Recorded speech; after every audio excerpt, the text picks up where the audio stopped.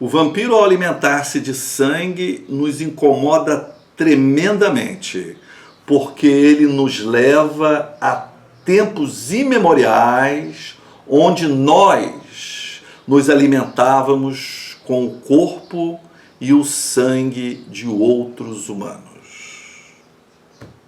O mito do vampiro vai ser precedido pelo mito do mastigador.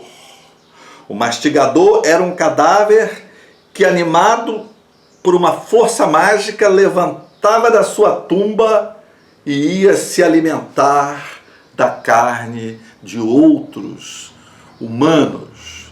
Se alimentava da carne dos vivos.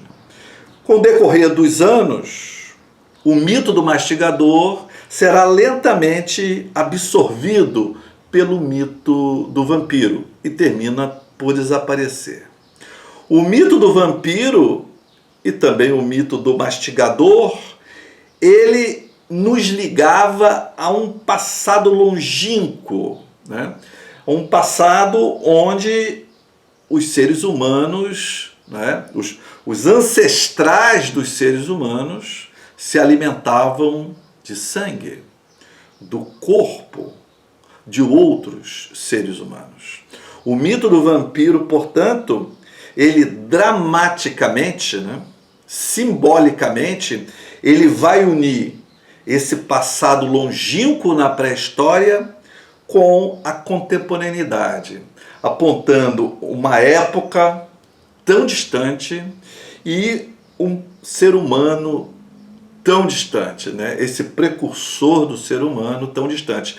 E através do mito do vampiro, do poder da ficção, esse mito vai aproximar, né, simbolicamente, dramaticamente, ficcionalmente, essas duas épocas, esses dois seres humanos, tão distintos e tão longínquos um do outro, né?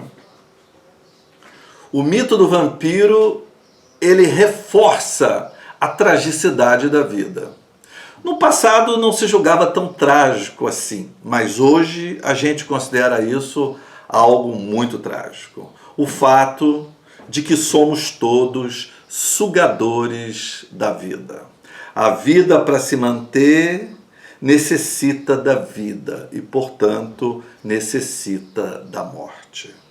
É assim no ambiente terrestre, no ambiente aquático, no ambiente aéreo. O peixe enorme come o peixe grande.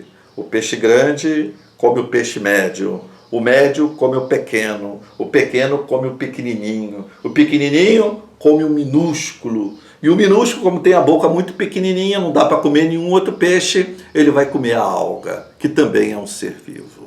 Portanto, o vampiro nos relembra essa tragicidade de que, para continuarmos vivos, precisamos matar, precisamos nos alimentar de outros seres vivos, tal qual o vampiro faz. O vampiro, ele vai perturbar estereótipos, gêneros, ele vai perturbar regras, né? O vampiro, ele se transforma num lobo, num morcego, ou até mesmo numa névoa, e passa nas frestas de uma janela, por baixo de uma porta, né? Ele é humano e é inumano. O vampiro, ele suga uma pessoa do mesmo sexo. Nós já falamos aqui, e vamos falar futuramente, nesse caráter erótico, libidinal, sexual, né, da sucção. O vampiro tem a sua relação sexual entrelaçada, né, com a sua singular amamentação, né? Quando ele está se alimentando, ele está tendo ali não somente o prazer de se alimentar, né, mas um prazer claramente erótico. E ao chupar o sangue de pessoas do mesmo sexo, ele está bagunçando a noção de gênero. O vampiro já viveu centenas de anos, mas permanece jovem. Portanto, ele não respeita o tempo. Ele bagunça a noção do tempo. O vampiro é o morto que está vivo, portanto ele não respeita a morte. O conceito de morte e vida estão bagunçados. Mais ainda, ele não respeita também o mundo do além, porque não existe o além no mundo do vampiro. O vampiro transita, é um morto que transita no mundo dos vivos. Não há quem ir além. Então ele faz uma transgressão generalizada. Uma transgressão generalizada. O vampiro se alimenta do sangue, esse sangue que muitos desmaiam só de avistar. Esse sangue que pode transmitir doenças, mas que também pode salvar, que também pode curar. O sangue que é símbolo de vida e símbolo de morte. Nos antigos rituais dionisíacos, as pessoas se embebedavam com vinho durante dias. O vinho era o sangue do deus Dionísio. Séculos depois, os cristãos iriam adotar também o sangue como símbolo do seu Deus. Os vampiros rejeitam o sangue simbólico dos deuses e eles bebem o sangue real dos humanos.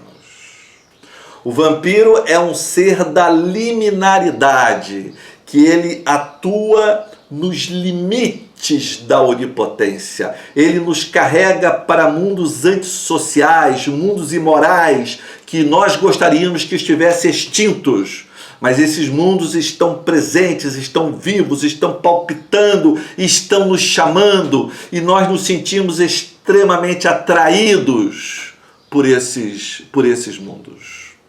O vampiro, ele reencena o drama humano da solidão, da sexualidade, do poder e da morte.